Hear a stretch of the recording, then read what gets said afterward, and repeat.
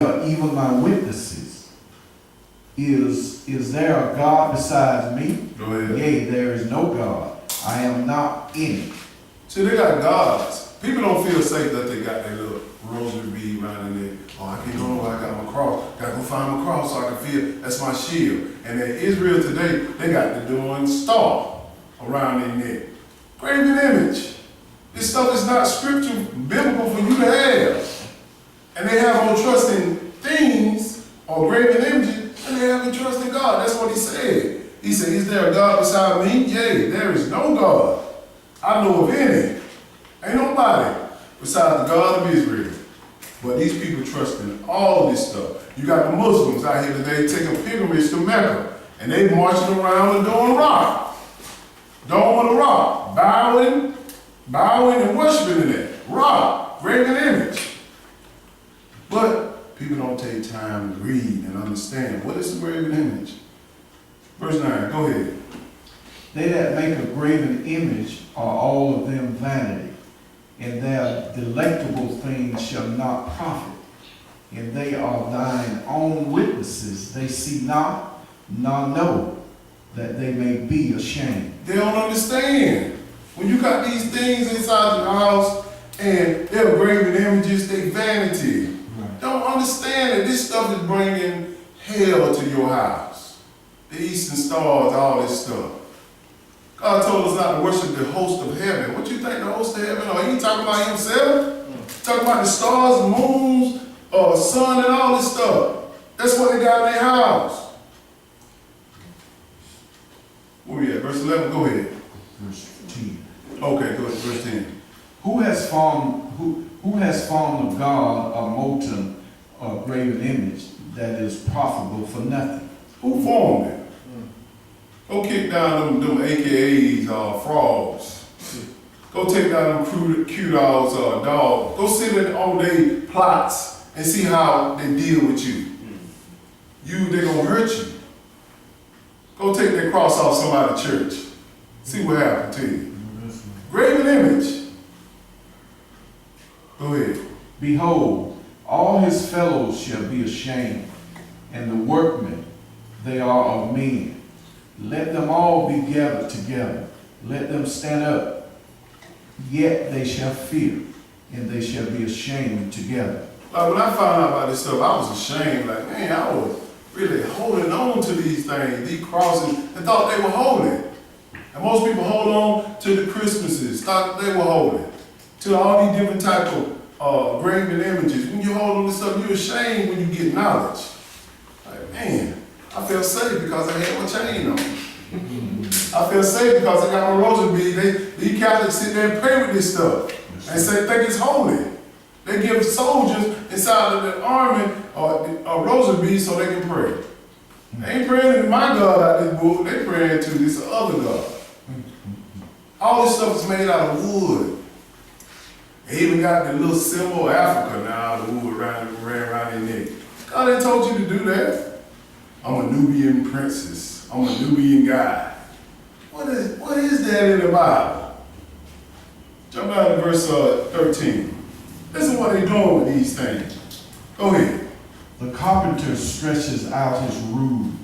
He marketh it out with a line. Understand, the carpenter meaning that the ones that are forming this, making these things, they making them. Go ahead. He fitteth it with planes, and he marketh it out with the compass. Yes, sir. And maketh it after the figure of a man, according to the beauty of a man, that it may remain in the house. Tell me now, what the Pope carry around with him, his staff? They got Jesus on the cross, carved out. Before they started getting all this money, it was wood. Now they started doing it with gold. Graven image. Take a look at it sometime when you walk around with Jesus on the cross. He telling me, because I understand, I got him, he the God, I'm the God. But most people don't know that. They start praising the Pope. Look at it, he got Jesus on the cross.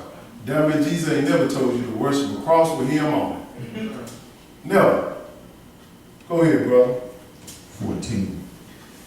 He heweth him down cedars.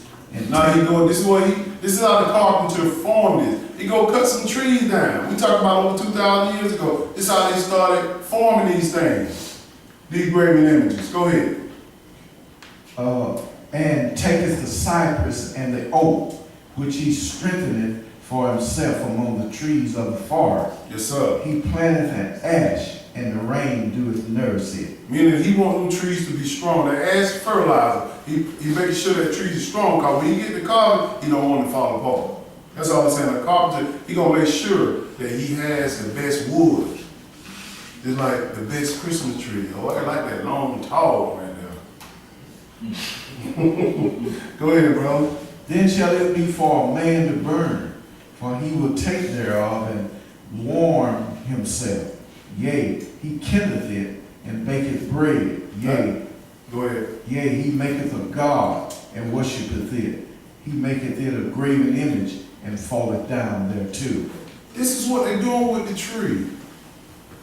Next time, most people out there, when you sit around the Christmas tree and saying, "Oh, Christmas tree, oh, Christmas tree," you worshiping that tree.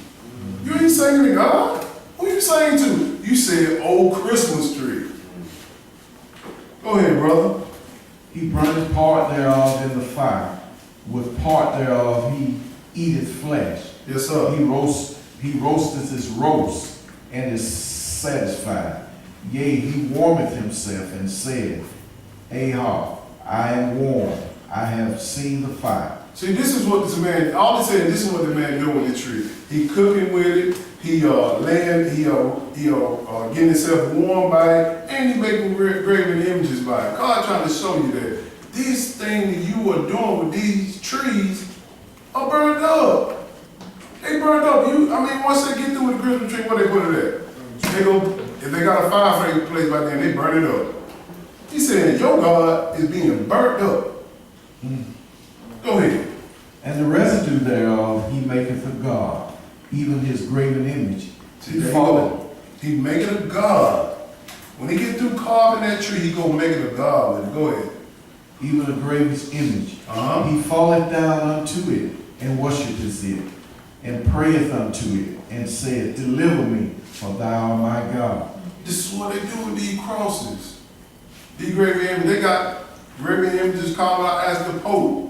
Even the Christmas trees, they go and bow down to it. Next time you go take a Christmas present to a tree, what do you got to do to get it on the tree? You got to bow down to it and put it down. Got to bow down to it. These are their gods. Go in there and tell our mama Christmas tree and see what happens. You think it ain't no God. She spent all that time putting all that stuff on there. Okay. Mess with it if you want to.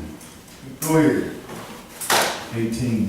They have not known nor understood, for he has shut their eyes that they cannot see, and their hearts that they cannot understand. They can't understand, man, because this God, this world done blinded them.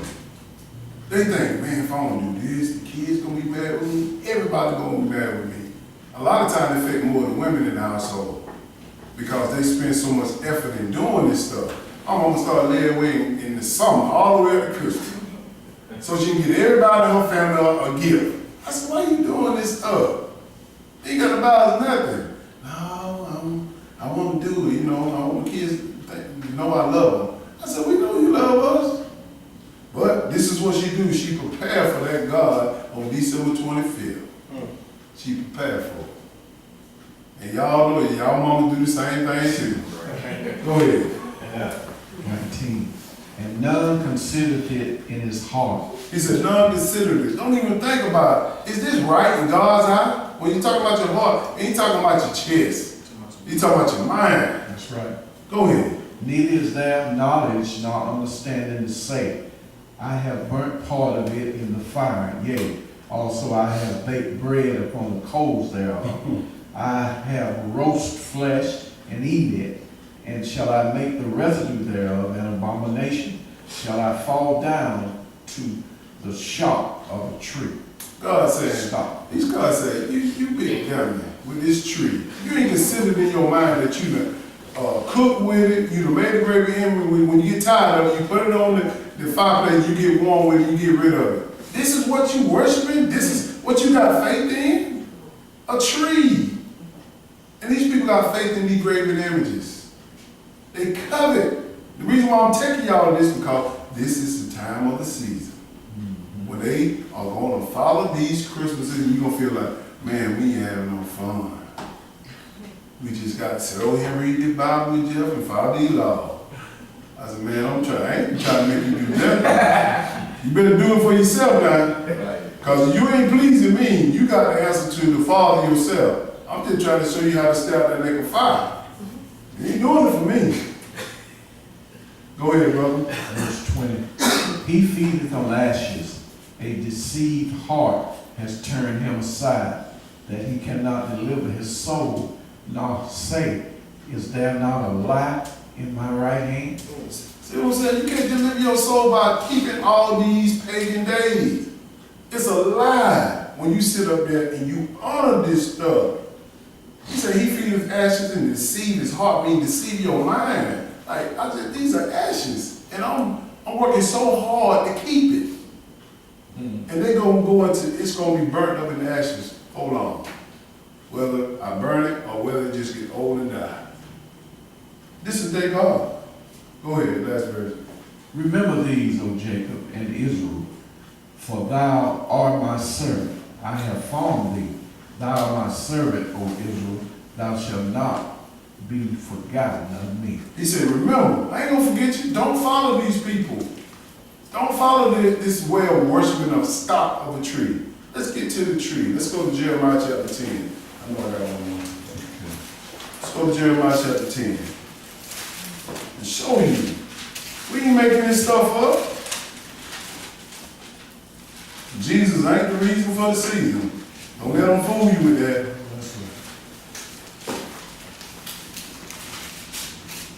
Your God is Satan if you got that tree in your house. You following Satan. I don't even go around my folks this time of the year at all. No, ain't finna get me caught up in there. What's up? I can have that.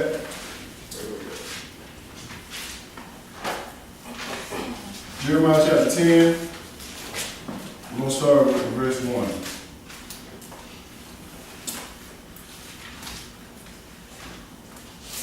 See, I'm just really trying to show you, don't covet these things of the world. Don't covet this stuff. It look like they having so much fun, having a Christmas party, putting them mistletoes up, they kissing each other. Man, it's so holy. I mean, everybody just in a joyful state. Yeah, what's wrong? I'm going to show you what's wrong right here. This is what's wrong. This tree you got in here, it's evil. Verse 1, go ahead. Hear ye the words which the Lord spake unto you, O house of Israel. Thus says the Lord, learn not the way of the heathen, and be not dismayed at the signs of heaven, for the heathen are dismayed at them. He said, learn not the way, learn not the way, learn not the way. Your mom been teaching you about that Christmas ever since you got on this earth. Learn not the way of the heathen, meaning these nations, different nations, especially the Gentile nation, the white people. They taught you this. Learn not. And he said they worship the signs of heaven. What they put on that Christmas tree? A star. What they put on there? An angel. What a star angel at? In heaven. First thing they put on the tree. Then they got the little balls around the tree. What they represent? The planets. Venus, Jupiter, Mars, all that. All that stuff. He told you not to worship the signs of heaven. Heaven. Go ahead. For the custom of the people are vain. He said, for the custom, meaning what they practice, are evil. Vain is evil. Go ahead. For one cutteth the tree out of the forest. There's that tree I just read to y'all about in Isaiah 44. He go in the forest and cut a tree. Or better way, you go in Walmart and buy you one of them disposable trees for our day. You know, people say, I ain't went in the forest got a tree. I went out to Walmart. You just so, go ahead. Go ahead, man. The work of the hand of the workman with the axe. They deck it with silver and with gold. This is what they do with this tree now. Back then they had silver and gold, they decorating the tree. Just like they doing today, they put all this stuff, you know, they got your little project you made, they put it on the tree. You know how they got you all your little Santa Claus, little angels. Yeah, we glued it all together. All this stuff we been through. They put it on the tree around this time. And most people are coveting this. They coveting this stuff like it. Man, well, we had so much fun back then, man. Now we got to sit here and read this stuff. Verse 4 again. They decked it with silver and with gold. Mm-hmm. They fastened it with nails and with hammers, that it moved not. They decorate it with silver and gold, the ornaments now. They fasten with nails and hammer to act. They put a stand on it so it won't move. Same thing we used to do. Just bring it up to, I'm just bringing it up to speed. Go ahead. They are upright as a palm tree, Mm-hmm. but speak not. They must need be born, because they cannot go. Be not afraid of them, for they cannot do evil. Neither also is it in them to do good. See what I'm saying? You can't do evil. It ain't gonna do no good for you. It's gonna bring you a curse thing in your house. And you know what they're gonna say. Oh, they got a Christmas tree. They got some presents on them now. When they go on out of town, they go on out, we're gonna go steal it. I done heard too many cases on the news. Y'all hear that? Little kids get on the news. Mom and dad, they stole everything, all our Christmas gifts. And then they come back and say, well, we're gonna make sure they have a good Christmas. We're gonna give them some gifts. It's good they stole that crap. Get it out your house.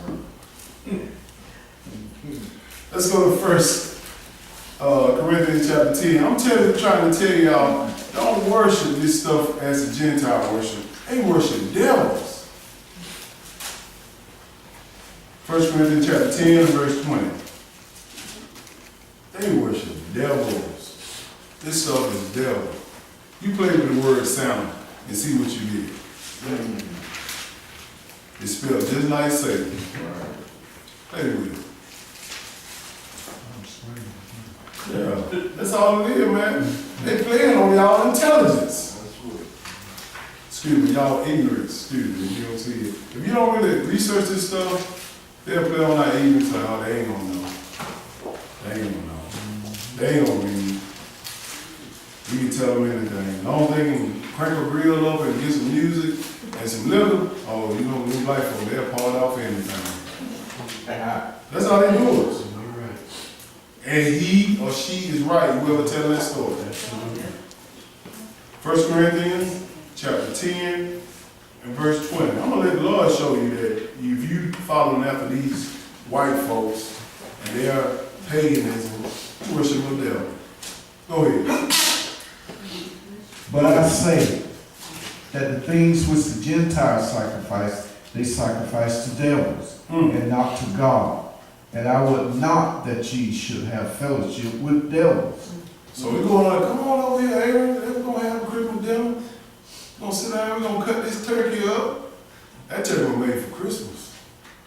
That turkey was made for Thanksgiving. He said, I don't want you to fellowship with them. What is fellowship?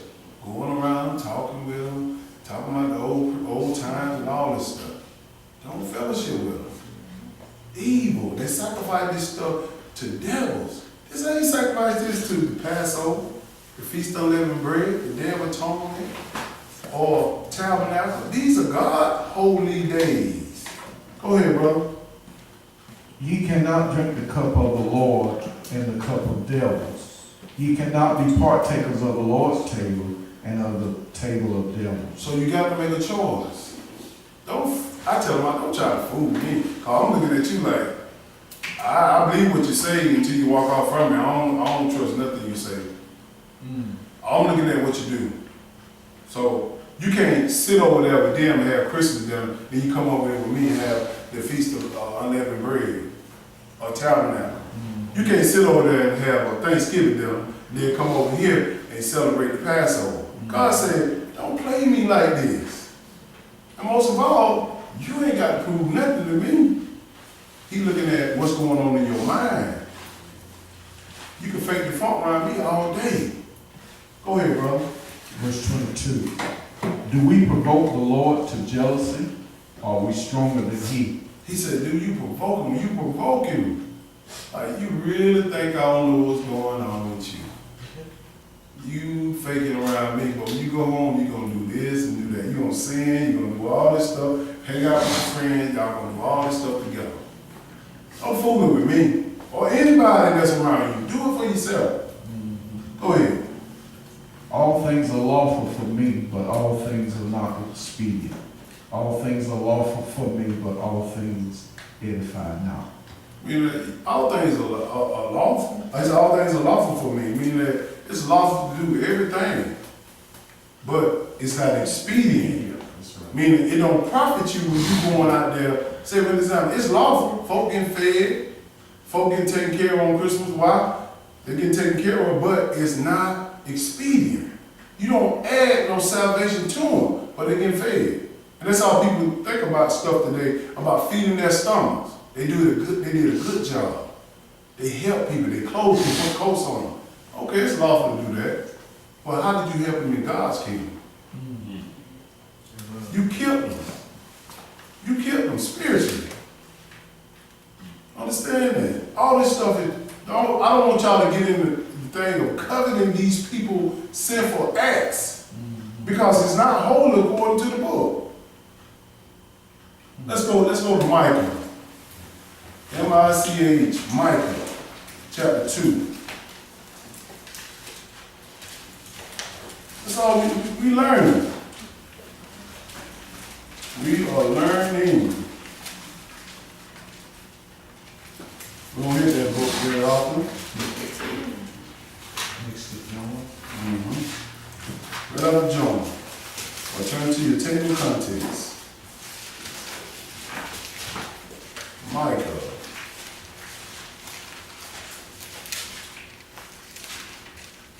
I'm telling you, really, when you got these kids, you got to tell them this stuff. Because kids are foolish in the mind when they're young.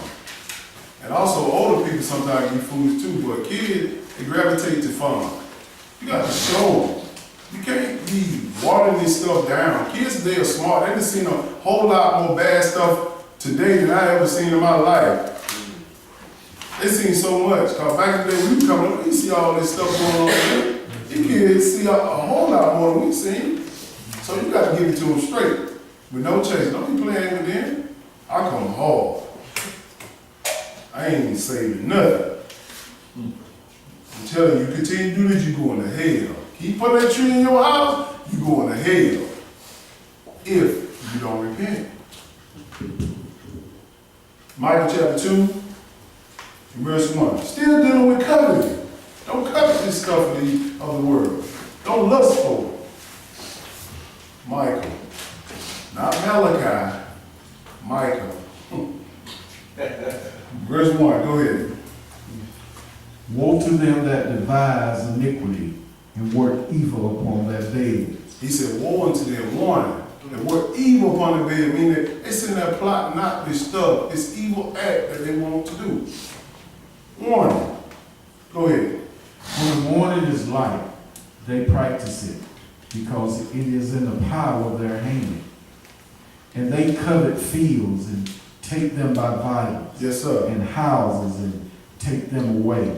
So they oppress a man in his house, even a man and his heritage. They oppress. They covet this stuff. Fields, meaning that they come in your house, your wife, your kids, your possession, all this stuff. They devise a plan to take you down and take what you have. Understand, don't be like these people. They sitting there thinking about this stuff. Go ahead and read verse 3. Therefore, thus says the Lord, behold, against this family do I devise an evil. Who do the evil? The Lord. He said, against this family, I'm going to devise an evil. If you start coveting people things, I'm going to get you, in other words.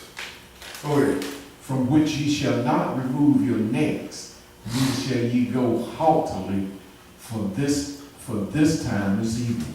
This time, understand this, God see everything. Don't nothing go uncovered. Nothing. No secrets or nothing. He see everything. Let's go to 2 Samuel. I'm going to show you something about coveting somebody's wife. 2 Samuel chapter 11, verse 1.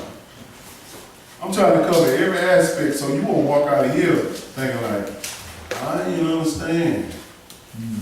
Yeah, you understood, you just don't want to receive it.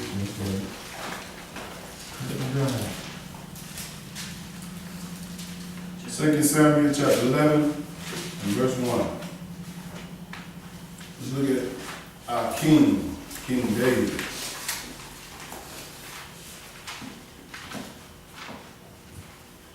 For real, man, like I said, don't covet somebody else's wife at all, period. Women don't covet somebody else's husband, period. Because once you get them, you can bring damnation to your whole house. And believe me, even though David is the apple of God's eye, he brought some pain to his house. He brought some real pain. 2 Samuel chapter 11, verse 1. Let's look at King David. Go ahead. And it came to pass, after the year was expired, at the time when kings go forth to battle, that David sent Joab and his servants with him and all Israel, and they destroyed the children of Ammon and besieged Rabbah. But David tarried still at Jerusalem. So he sent them on war to King David. He stayed at home. Go ahead. And it came to pass in that evening time that David arose from off his bed and walked upon the roof of the king's house. And from the roof he saw a woman washing herself. And the woman was very beautiful to look upon. Go ahead. And David sent and inquired after the woman.